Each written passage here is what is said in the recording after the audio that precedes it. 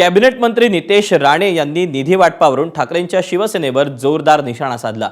मशाल चिन्ह दिसलं की असलेला निधी कमी करून टाकतो असं वक्तव्य नितेश राणेंनी केलं।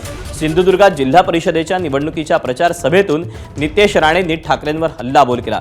नितेश राणेंच्या या वक्तव्यावर राजकीय नेत्यांनीही प्रतिक्रिया दिल्यात। कॅबिनेट मंत्री आणि भाजपचे नेते चंद्रशेखर बावनकुळे यांनी नितेश राणेंची पाठराखण केली। ठाकरेंनी पेरलं तेच उगवतंय असं बावनकुळे म्हणाले। त्यानंतर ठाकरेंच्या शिवसेनेच्या अखिल चित्रेंनी नितेश राणेंना जोरदार टीका करत प्रत्युत्तर दिलं। चिन्ह बोलून मी निधी देत, माझ्या कमळ चिन्हाचा धनुष्यबाणाचा रेगे निधी घेऊन जा, चुकून मशालचा निघाला असलेली निधी कमी करून टाक। सगळ्या सरपंचांना तेव्हा ग्रामपंचायतीला सांगितलं आम्हाला ग्रामपंचायती द्या, नाही तर 1 रुपयाची निधी देणार नाही। फटाफट सगळे सरपंच बसले। माझ्या नागपूरच्या पालकमंत्र्यांनी सांगितलं होतं की बावनकुळेला निधी द्यायचा नाही, विरोधी पक्षाला निधी द्यायचा नाही।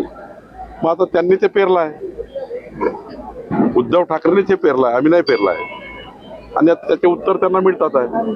त्यामुळे कुठल्याही मुख्यमंत्र्यांनी, कुठल्याही सरकारने, कुठल्याही पक्षाचा लोकप्रतिनिधी असो, आपला असो की विरोधी पक्षाचा असो, समान न्याय दिला पाहिजे, समान हक्क दिला पाहिजे, या भूमिकेत आम्ही आहोत। पण उद्धव ठाकरे जे पेरलं ते आता उगवत आहे। ठाकरेंच्या शिवसेनेचे माजी आमदार वैभव नाईक यांनी काय म्हटले नितेश राणेंच्या या विधानावर आपण पाहूया। शिवसेना उद्धव बाळासाहेब ठाकरे मुख्यमंत्री असताना ज्या पद्धतीने रत्नसिंधू योजना झाली होती, ती रत्नसिंधू योजना यांचं सरकारनंतर बंद पडली, त्याचबरोबर त्या योजनेला टाळ लावण्यात आलेला आहे। आणि त्यामुळे नितेश राणेंनी जे आपले हे आहेत उमेदवार आहेत किंवा जे आपले लोकप्रतिनिधी आहेत त्यांना निधी द्यावा, ते लोकप्रतिनिधीसाठी मनामना करतायत। पण आज बघितलं असाल की ते शिवसेना उद्धव बाळासाहेब ठाकरे संपली म्हणून वारंवार सांगतात, अनेक लोकांचे प्रवेश घेत असतात, तरी पण त्यांना 25-25 लाख 50-50 लाख रुपये देऊन उमेदवारींना आमिष यावी लागतात। त्यातले काही उमेदवार आमचे मागे घेतले असतील। तर ठाकरेंच्या शिवसेनेचे अखिल चित्रे यांनी नितेश राणेंना काय उत्तर दिलं आपण तेही पाहूया। सरकारी निधी हा सार्वजनिक पैसा आहे, तो पक्ष चिन्ह राजकीय निष्ठेनुसार वाटता येत नाही, हे टिल्लू लेवल बुद्धी असणाऱ्यांना कसं कळेल। आमचं चिन्ह तर पैसा, अन्यथा शिक्षा हा कारभार लोकशाहीचा नाही, सत्तेच्या दडपशाहीचा आहे।